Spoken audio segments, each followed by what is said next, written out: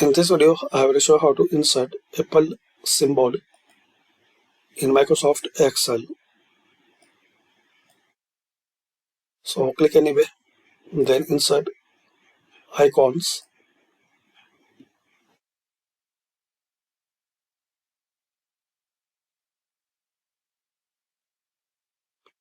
Now here select Apple or search Apple icon.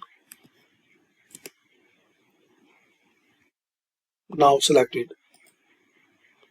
Then insert. You can change color, style, size.